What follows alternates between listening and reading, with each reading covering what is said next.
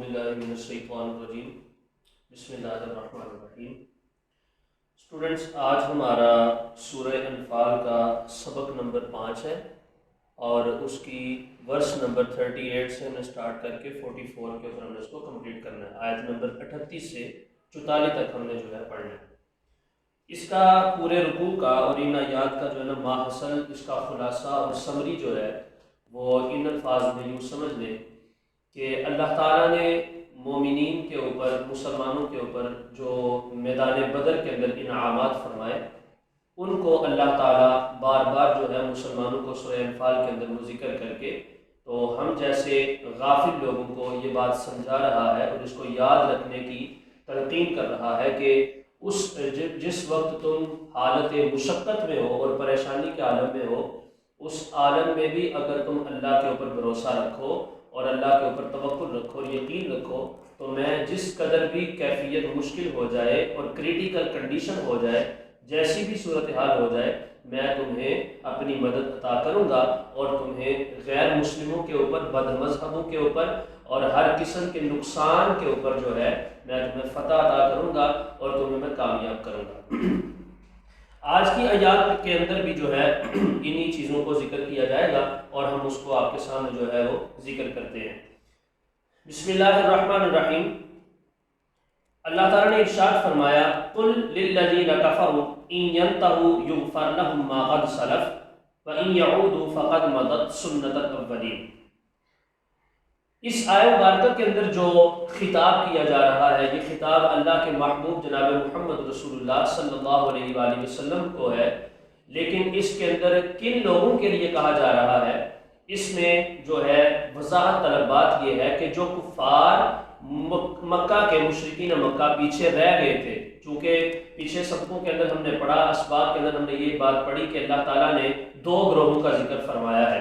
اب ان دو گروہوں سے کون سے دو گروہ ہیں؟ یعدکم اللہ احدی الطائفتین انہا لکم وتودون ان غیر ذات الشوکۃ تکون لکم ویرید اللہ ان یحق الحق بکلماتہ ویقطع دابر الکافرین، او کما قال تعالی۔ ہم نے اس کے اندر یہ پڑھا تھا کہ اللہ تعالیٰ نے دو گروہوں کا ذکر کیا ہے۔ اس میں سے ایک گروہ وہ ہے کہ جس کے پاس سامان تھا اور تجارتی قافلہ تھا، وہ اس کے سپہ سالار جناب ابو سفیان تھے جس وقت وہ بھی حالت کفر میں تھے۔ اور اس کے بعد دوسرا گروہ جو ہے وہ مسلح تھا، وہ پوری فوج تھی، وہ کفار مکہ کی فوج تھی جو مسلمانوں کے خلاف جو تھی ابو جہل کی سپہ سالاری کے اندر نکلی تھی۔ اب جو ابو جہل کی سپہ سالاری کے اندر جو گروہ نکلا تھا، اس گروہ کو تو میدان بدر کے اندر شکست ہو چکی تھی اور وہ ہار چکا تھا اور ذلیل اور رسوا ہو کے وہاں سے نکل چکا تھا۔ اب جو دوسرا گروہ رہ گیا تھا جو مکہ میں موجود تھا، ابو سفیان کا جو تجارتی قافلہ تھا اور جو اس کی پیروی کے اندر جو کفار اور مشرکین رہ گئے تھے، ان کو اللہ رب العزت یہ خطاب کر رہا ہے اور اس میں خطاب جو ہے حضور علیہ الصلوۃ والسلام کو کیا جا رہا ہے، لیکن ابو سفیان کے بارے میں جو ہے اس کے اندر بتایا جا رہا ہے کہ اب ابو سفیان چونکہ ان کا سپہ سالار تھا، ان کا جرنیل تھا، ان کا سردار تھا، صدر تھا اس قافلے کا، اب اس قافلے کے صدر کو چون کے خطاب آپ کریں گے تو اس کی پوری کابینہ، اس کی پوری فوج اور اس کی پوری جو ہے ٹیم کی طرف جو ہے اس کا خطاب ہو جائے گا۔ اس کے بارے میں فرمائے گا قل، آپ فرما دیں، للذین، ان لوگوں کے لیے، کفروا، جو کافر ہیں، جو کفر کرنے والے ہیں، یعنی کہ ابو سفیان کو اور ابو سفیان کے پیروکاروں کو، یا ابو جہل کو جو ماننے والے پیچھے رہ گئے، جو کہ وہ تو غرق ہو چکا تھا، قتل ہو چکا تھا نا میدان بدر کے اندر، مر گیا تھا ابو جہل، تو جو اس کے ماننے والے یا اس کی حمایت کرنے والے لوگ جو پیچھے رہ گئے تھے، ان کے بارے میں جو ہے وہ ذکر کیا جا رہا ہے کہ اب ان کو یہ کہہ دیں ان ینتہوا، یہ کہ وہ باز آ جائیں، منع ہو جائیں اور اسلام کی تعلیم کو قبول کر لیں اور اسلام کی طرف آ جائیں۔ یغفر لہم، تو کیا ہوگا جب ایسا ہوگا تو پھر کیا کریں گے؟ یغفر لہم، ان کے لیے تمام تر ان کے گناہوں کی بخشش کر دی جائے گی، یعنی کہ حالت کفر کے اندر انہوں نے جو بھی اللہ کی نافرمانی کی، اسلام کی نافرمانی کی، آپ کے ساتھ انہوں نے قتل و غارت کا ایک بازار گرم کیا، یا جدال کے لیے جو نکلے اور جناب لڑائی کرنے کے لیے آپ کی طرف جو وہ آئے، یہ ساری کے ساری معصیات اور یہ سارے کے سارے ان کے گناہوں کو اللہ تعالیٰ معاف فرما دے گا، صرف اور صرف کلمہ طیبہ پڑھنے کی وجہ سے۔ جس وقت وہ اپنی زبان سے کلمہ طیبہ لا الہ الا اللہ محمد رسول اللہ صلی اللہ علیہ وسلم کا ورد کریں گے اور اس کو تسلیم کر لیں گے تو اللہ تعالیٰ ان کے پچھلے سارے کے سارے گناہوں کو بخش دے گا، ان کو معاف فرما دے گا۔ یغفر لہم ما قد سلف، انہوں نے جو کچھ پیچھے کیا ہے ما قد سلف، جو کچھ بھی وہ کر چکے ہیں، جس طرح کی معصیات اور گناہ کر چکے ہیں، اللہ تعالیٰ کلمہ طیبہ پڑھنے کی وجہ سے ان کو معاف فرما دے گا۔ وَإِن يَعُودُوا فَقَدْ مَضَتْ سنت الاولین، اور اگر وہ دوبارہ پھر سے ایسا کام ہی کرے، یعنی کہ اسلام کی تعلیمات کو وہ قبول نہیں کرتے اور اپنے کفر و ارتداد کے اوپر قائم رہتے ہیں اور معصیت اور نافرمانی کی ہی وہ روش کو اختیار کیے رکھتے ہیں یا اسی رستے کے اوپر وہ گامزن رہتے ہیں، تو اللہ تعالیٰ فرماتا ہے فقد مدد سنت الاولین، ہم ان کو پچھلے جو پہلے لوگ گزر چکے ہیں جو انبیاء کرام علیہ السلام کے نافرمان تھے اور ان کی پیروی کرنے والے نہیں تھے، ان کے ساتھ لڑنے والے تھے، ان کو قتل کرنے والے تھے، جدال کرنے والے تھے، لڑائی جھگڑا کرنے والے تھے، ہم ان سب کی طرح ہی ان کو بھی لٹا دیں گے۔ وہ قوم عاد ہے، وہ قوم سمود ہے، وہ جناب نوح علیہ السلام کی قوم ہے جو پانی کے عذاب کے اندر مبتلا ہوئی، وہ جناب لوط علیہ السلام کی قوم ہے جن کو مطلب کہ غرق کیا گیا مٹی کے اندر، زمین کے اندر، اور اس طرح کی صورتحال جو تھی، جو پچھلی قوموں کے اوپر جو عذاب آئے اور نافرمان لوگوں کو جس طرح اللہ تعالیٰ نے ذلیل اور رسوا کیا، یہ تلقین کی جا رہی ہے کہ اگر وہ دوبارہ پھر سے کفر کی ہی پیروی کرتے ہیں اور کفر کی طرف ہی جاتے ہیں تو پھر ہم ان کو اس طرح سے عذاب دیں گے۔ وَقَاتِلُوهُمْ حَتَّى لَا تَكُونَ فِتْنَةٌ، وقاتلو، اور یہاں پر حکم دیا جا رہا ہے وقاتلو، اور لڑو ان سے، وقاتلو لڑو آپ سارے، ہم ان سے، کن سے؟ جو کافر ہیں، جو غیر مسلم ہیں، بد مذہب ہیں، حتیٰ یہاں تک کہ لا تکون فتنہ، یہاں تک کہ فتنہ ختم ہو جائے، اور فتنہ سے مراد کیا ہے؟ شرک۔ شرک چونکہ وہ بتوں کو پوجتے تھے اور اللہ کے مقابلے کے اندر انہوں نے بت بنائے ہوئے تھے اور بتوں کی پوجا کرتے تھے، تو اس لیے فرمایا کہ جب تک یہ شرک ختم نہیں ہوتا اور جب تک یہ بتوں کی پوجا کا سلسلہ یا ان کی عبادت کرنے کا سلسلہ ترک نہیں ہوتا اور یہ چیز ختم نہیں ہوتی، تب تک جو ہے آپ ان کے ساتھ لڑتے ہی رہیں اور ان کے ساتھ جو ہے وہ جنگ جاری رکھیں۔ وَيَكُونَ الدِّينُ لِلَّهِ، یہاں تک کہ فتنہ ختم ہو جائے، شرک کا فتنہ ختم ہو جائے، وَيَكُونَ الدِّينُ، اور دین سارے کا سارا جو ہے ہو جائے، كُلُّهُ لِلَّهِ، اللہ تعالیٰ کا، یعنی کہ یہ جو انہوں نے ادیان باطلہ اور غلط قسم کے عقائد جو انہوں نے اپنائے ہوئے ہیں، یہ سارے کے سارے باطل عقائد ختم ہو جائیں اور صرف اللہ رب العزت کا دین ہی چار سو عالم کے اندر، ہر کونے کے اندر، زمین کے ہر خطے کے اوپر، ہر حصے کے اوپر جو ہے اسلام کا اور دین کا نام ہی قائم ہو جائے، ایک اللہ کی عبادت کا ان کا ایک طریقہ کا رائج ہو جائے اور رب کو جاننا اور ماننا جو ہے ہر کسی کے لیے ضروری ہو جائے، تب تک جو ہے آپ ان کے ساتھ جھگڑا ہی کرتے رہیں، جدال کرتے رہیں۔ فَإِنِ انْتَهَوْا فَإِنَّ اللَّهَ بِمَا يَعْمَلُونَ بَصِيرٌ، تو اگر جو ہے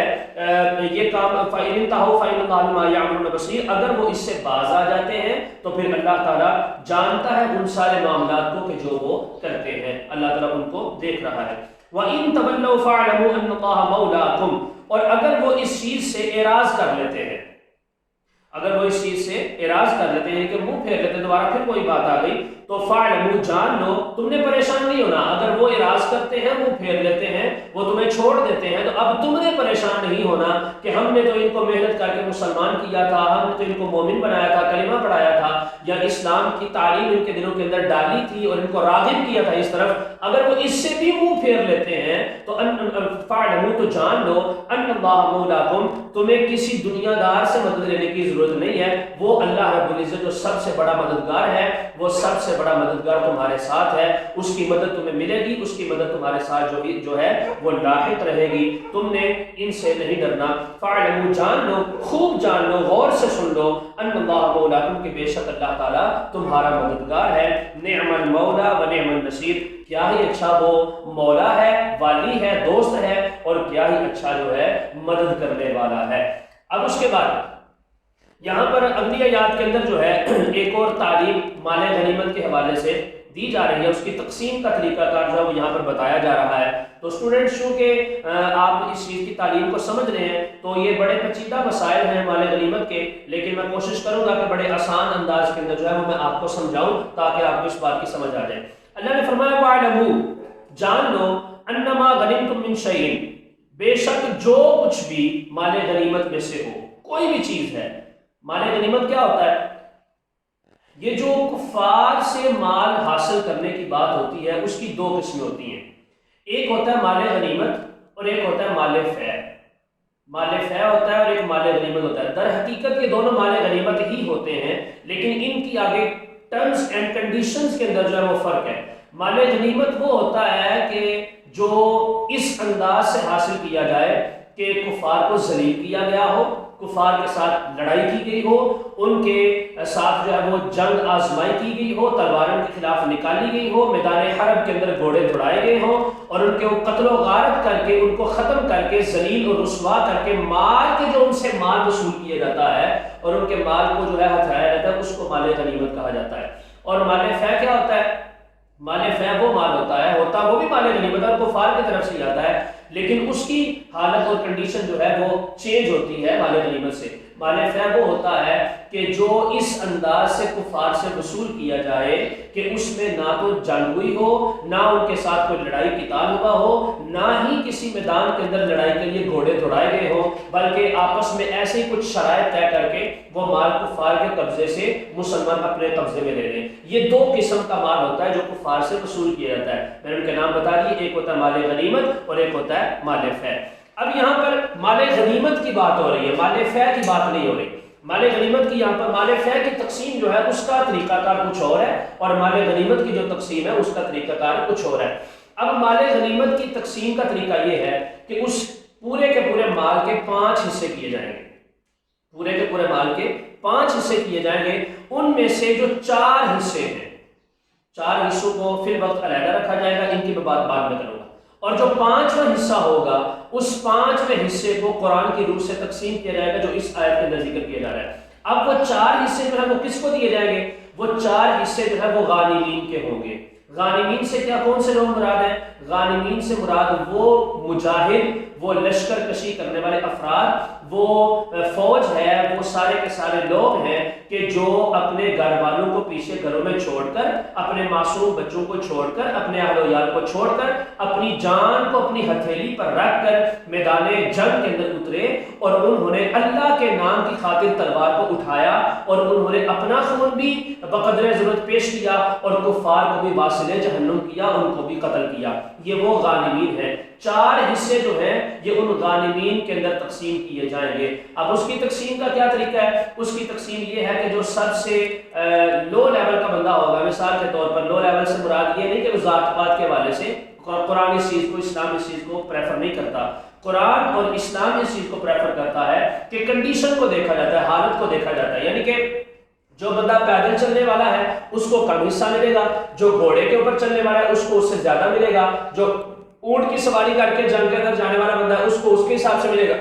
تو یہ اس کی کیفیات ہوتی ہیں مال غنیمت کی تقسیم کی۔ تو 4 حصے جو ہیں، 5 حصے ٹوٹل مال غنیمت کے کیے جائیں گے، ان میں سے 4 حصے غانمین کو ملیں گے، غانمین مجاہدین جو جنگ کے اندر شامل ہیں، اور 5واں حصہ کہاں پر جو ہے وہ استعمال کیا جائے گا، اس کی تعلیم جو ہے قرآن کے اندر بتائی گئی۔ لیکن مال فے جو ہے، مال فے وہ سارے کا سارا جو ہے وہ بیت المال کے اندر جائے گا، اس کے مالک اللہ اور اللہ کے رسول ہیں۔ اب اللہ اور اللہ کے رسول جس کو چاہے وہ مال دے دے اور جس سے چاہے اس مال کو روک لے۔ قرآن پاک کے اندر پارہ نمبر 28 کے اندر جو ہے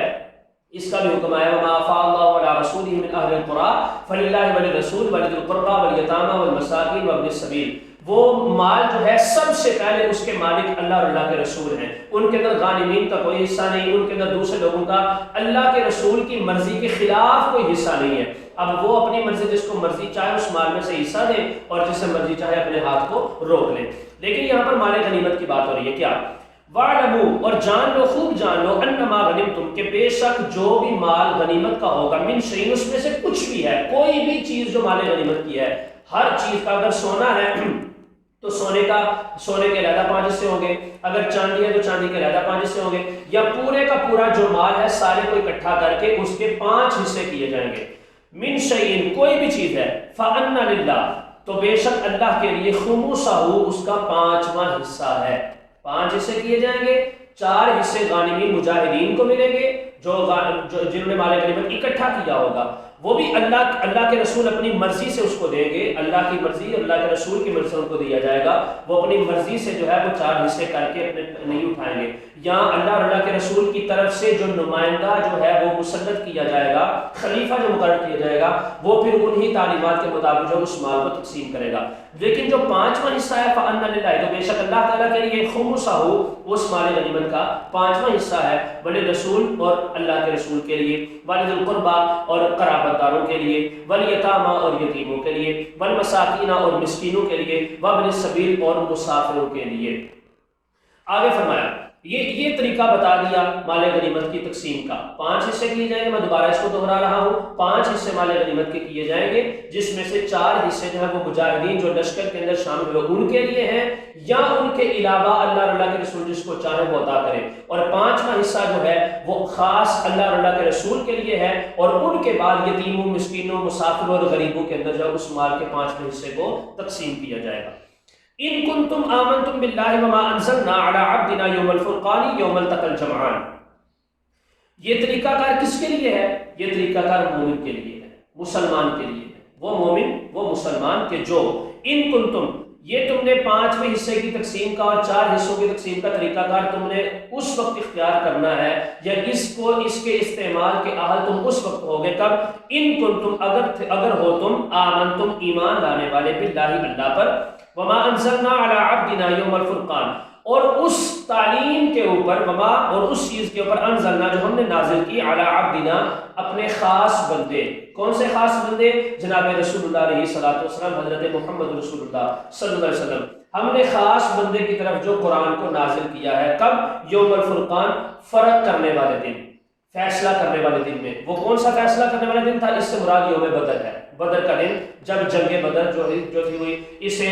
سے جو ہے وہ جو غالب رائے ہے اور غالب قول ہے، یعنی کہ